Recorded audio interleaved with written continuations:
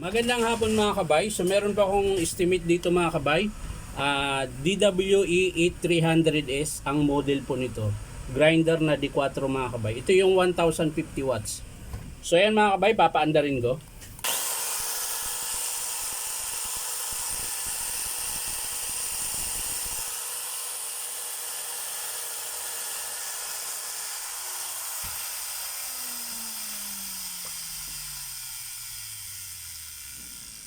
So ayan mga kabay, malakas po yung siklab niya.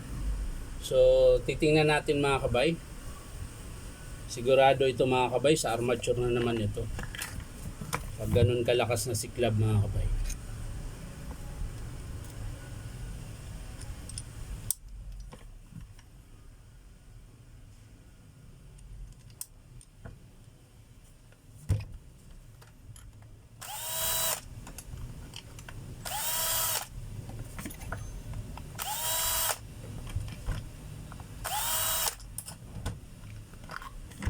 So ayan mga kabay. Ayan po yung sira mga kabay oh. Ayan. Ayan. Kaya po siya masiklab mga kabay dahil po dyan sa bar niya na pingas na po. Ayan. Bali umangat na po yan mga kabay. Ayan. So dito sa field coil niya mga kabay, tigas. Check lang natin. Pero palagay ko walang tama ito mga kabay kasi makinis naman po yung armature niya, wala pong bakas na sumasayad. Pero titingnan pa rin natin mga kabay para sigurado. Ayan.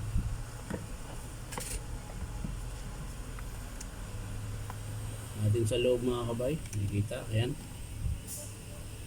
So okay pa po yung field coil niya, wala din siyang alog mga kabay, ayan. Kaya pansinin nyo mga kabay, pag alog yung field coil nyo, sasapinan nyo lang po yan ng piece paper dito po sa loob. Ayan. Kakalasin nyo yung field coil, tapos iikutan mo lang ng piece paper. Ayan. So dito sa gear mga kabay, check din natin kung manipis na o hindi pa.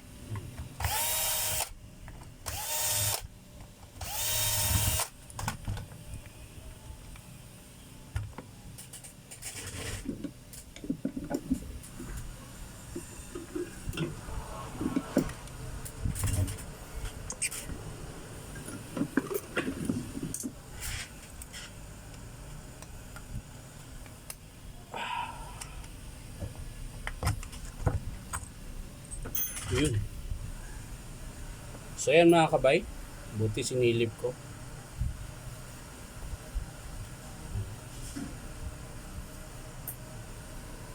Manipis na rin po yung gear niya mga kabay. Ayan.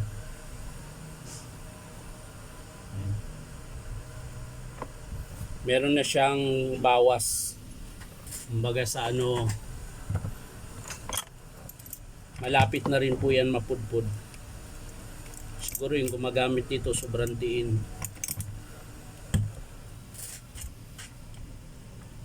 So bubuksan natin mga kabay. Ito kasi mga kabay, hindi matatanggal yung pinion armature pag di mo kinalas yung nut. Hindi siya katulad ng isang modelo na kahit di mo natanggalin yung ulo, nakakalas yung armature. Ito hindi.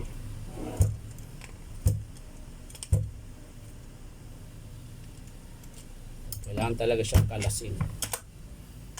Yan. So ito papakita ko sa inyo yung pinion mga kabay. Sinasabi ko sa inyo.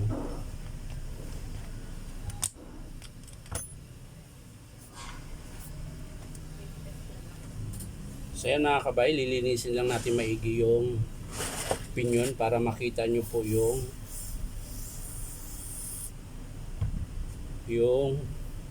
bawas,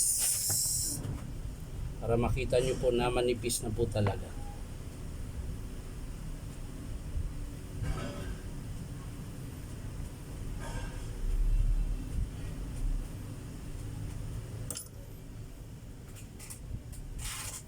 So yan mga kabay. Dumikit na nga po yung nut niya. Ayan. Sobrang diin po yung gumagamit nito. Ayan. Diin na diin. Hindi yung normal lang na pag nag-grind. Ayan. Dumikit na po yung nut. Ayan.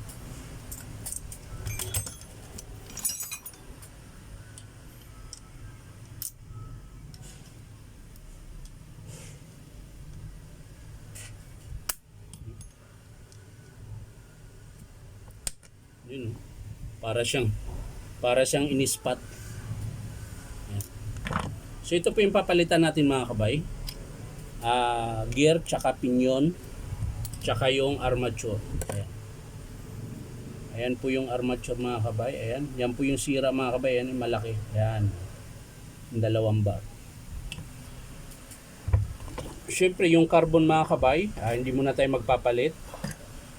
Kalahati pa po yung carbon mga kabay. Oh. Ayan. Kalahati pa. So check natin yung bearing. Okay pa. Yung bearing dito sa harap. Ayan. May bearing din po ito rito.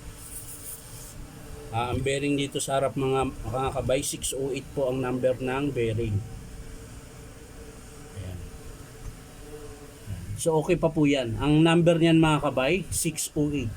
Yung sa likod naman mga kabay, 607. Ayan. So sa mga nagtatanong dyan kung anong number ng bearing, ayan. Basta po pag DeWalt na D4, lagi po ang carbon yan, ang bearing yan, 608 sa harap, 607 sa likod. Ayan. So yan lang mga kabay, hindi ko na po ipapakita kung paano buuin. Papakita ko na lang sa inyo mga kabay kapag in-approve ng customer. So yan lang mga kabay, maraming salamat. Bye-bye.